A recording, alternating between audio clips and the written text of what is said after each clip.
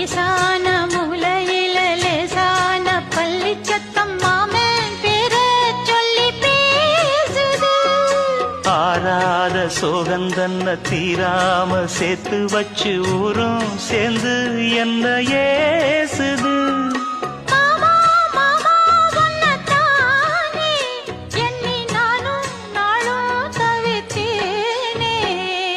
கூண்டுக்குள்ள என்ன வச்சு கூடி நின்ன ஊற விட்டு கூண்டுக்குள்ள போனதென்ன கோலக்கிளி.